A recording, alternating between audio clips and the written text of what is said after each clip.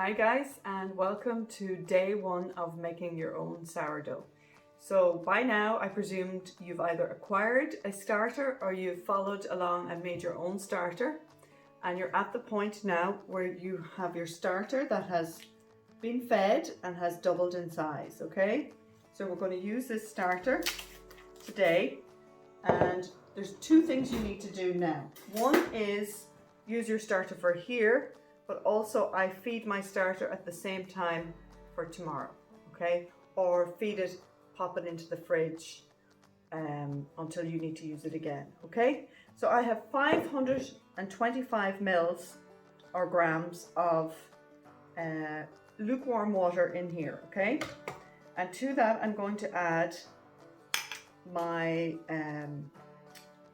sourdough starter. And this is where I always have a blank, because I'm trying to remember the measurements for feeding my starter and this. It's 200 grams of my starter, okay? So I'm just going to give it a little stir just to get the air bubbles out. And this is the test now where you will see if your starter will float on here, you know you've got a good starter and it's nice and active.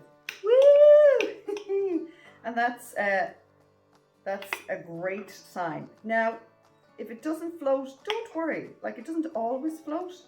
So I have a tiny bit too much, but it's fine. That's okay.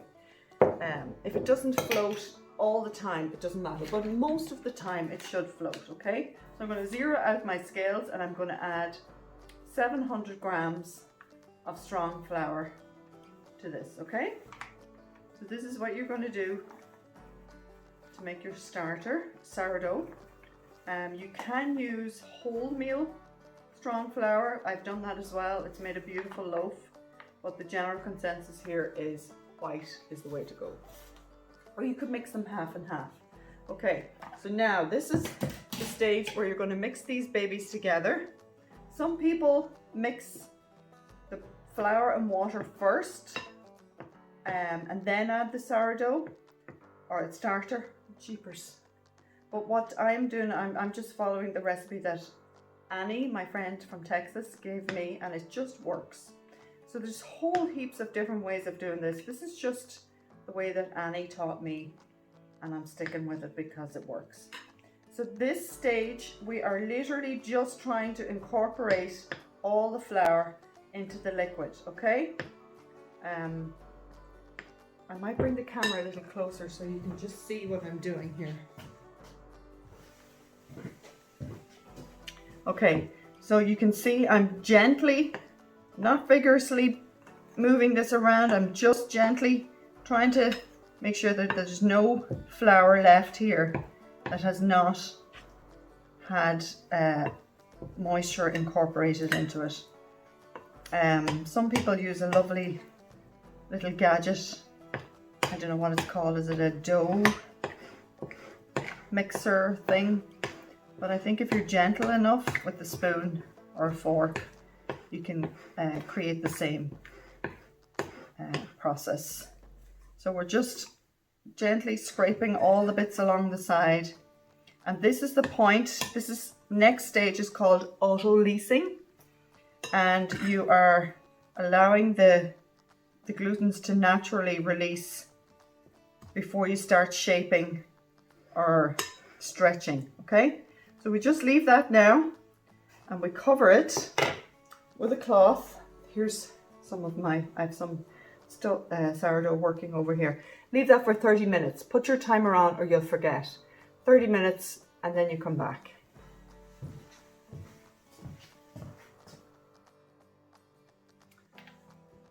So while our sourdough is auto-leasing, we're going to feed our starter, because well, now there's two schools of thought. You can pop your starter into the fridge now in its dormant stage and leave it until you want to feed it again. There's another school of thought that you should never put your starter in the fridge unfed. So you can tweak around whatever suits you guys. I tend to actually never get my starter into the fridge. It usually just stays out because I use it every day, if that makes sense. Some people say you should feed your starter twice a day. Anyway, this is what works for me. I have, I'm going to pop in 200 mils of warm water, lukewarm water. Just the warm water from your warm tap should be fine. Okay, and I'm going to add to that 140 mils of my starter. Just zero it out again. And 200 mils of, or grams of flour to that. It doesn't have to be precise, roughly around that. Don't worry if you put too much or too little. Error on too much. So I'm going to add my 200 mils or grams of flour and then pop that into the fridge overnight. Take it out for when you need it the next morning and let it rise. Does that make sense? All of this kind of, you'll kind of get, you know, learn as you go along and understand what works best for you. It also makes a difference whatever your temperature in your kitchen is. If you have a cold kitchen, it's going to take longer for your sourdough to rise or your starter to rise. Vice versa, if it's warm in your kitchen, you'll have a quicker activity in your starter.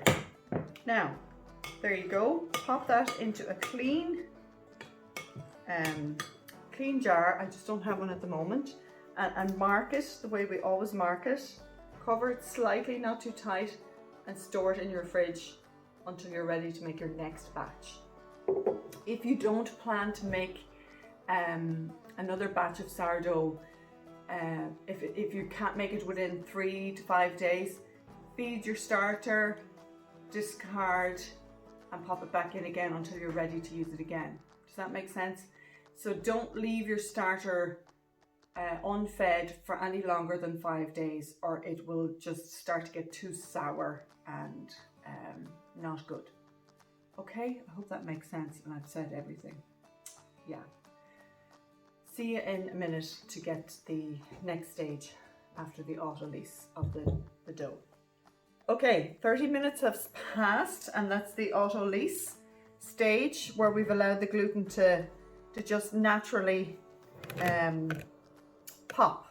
So I'm going to add 20 grams of salt to this here, and that's what's going to give it a nice flavor. And I'm just using my clean hand and I'm literally going to prod into it to get the salt just to mix in there a little bit like that. Okay, now for this next stage I'm just going to slightly wet my hand because I find a slightly wet hand makes it easier to work with this dough. Okay, so what I'm doing now is I'm going to bring this dough into its first stretch. Okay, so I just run my hand around the edges here to try and release it.